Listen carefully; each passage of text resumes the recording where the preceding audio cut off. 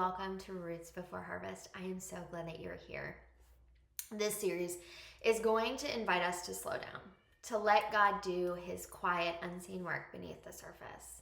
In this first week, we are naming what we usually try to skip: famine seasons. Moments that feel barren, dry, and forgotten, yet are the very soil where God begins his redemption. Today, we are going to talk about what famine exposes, how God meets us in our barrenness, and why broken ground can still be holy ground. Before there is fruit, there are roots, and roots can only grow in the darkness. I grew up in a broken home, a place where words could slice like knives and silence could cut even deeper. Pain became familiar and predictable. Even when I left that environment, I carried it with me. The chaos didn't disappear, it just changed shape.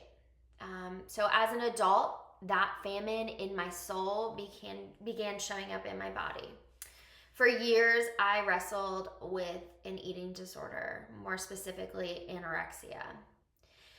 It began as a way to control what had always felt uncontrollable. If I could shrink myself, then maybe my pain would shrink too. If I could perfect myself, maybe then I'd finally be safe. And yet the starvation of both the physical, emotional, and spiritual sense only deepened the drought I was in. I was so hungry for peace, for approval, for belonging, and nothing I did could fill that ache. It took years. And the tender and patient love of Christ for me to realize that what I called control was actually captivity. When I surrendered my famine to him, I began to see holiness in the very soil that I had despised. The same body that I had once punished became the ground where God's grace grew. God took this barren place that I had just been disgusted with and began cultivating a new life.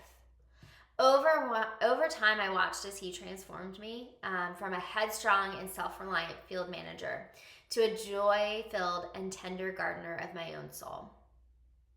Friend, I share this because maybe your soil feels dry. Maybe it feels depleted and forgotten. But I say to you that even in famine, God is preparing a future harvest. Ask yourself, where in your story has pain become familiar? And could it be that God is already planting something redemptive there?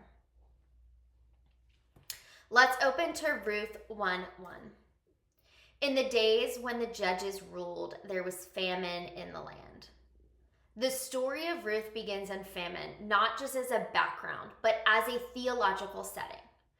In scripture, famine often depicts and signals spiritual drought and a hunger for God's presence. The very meaning of the town of Bethlehem is the house of bread, and yet even it is empty. This irony reveals a deeper truth. We can live surrounded by God's promises, and we can still feel starved. Famine, however, is not just punishment.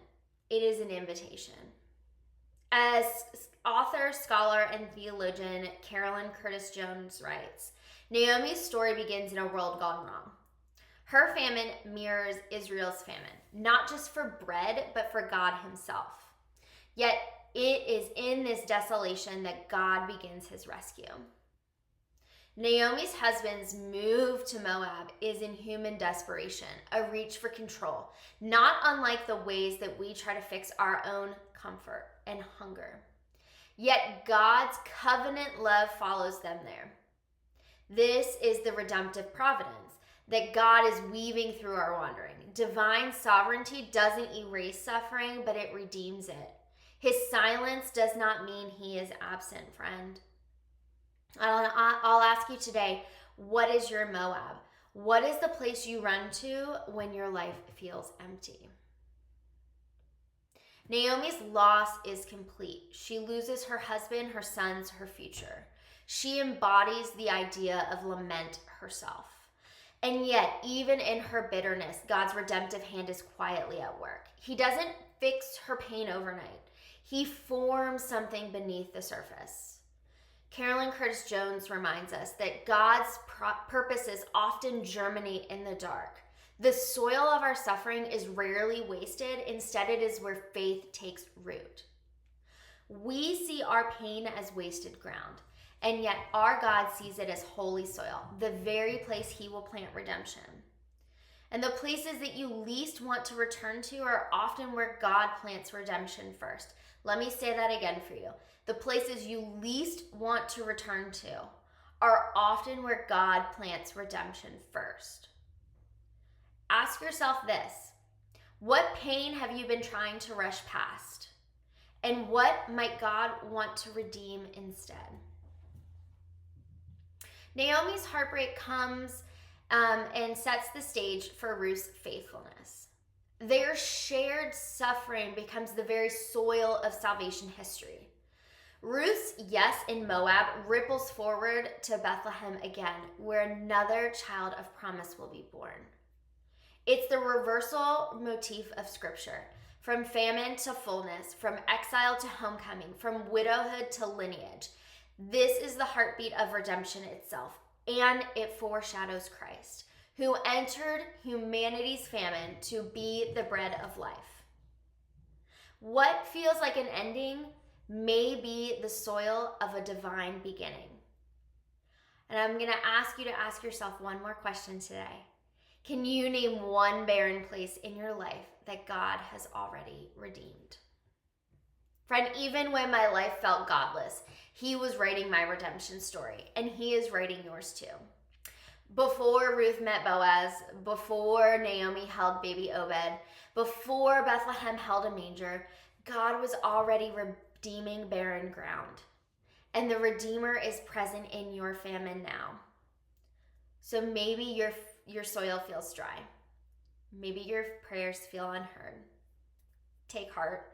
The same God who met Ruth and Naomi on the dusty road to Bethlehem meets you right here and right now. Before the harvest comes the breaking. Before the fruit, the roots. Before redemption, the famine. Build slowly, live faithfully, and reap what only God can grow. Thank you for joining me, and I cannot wait to see you next week.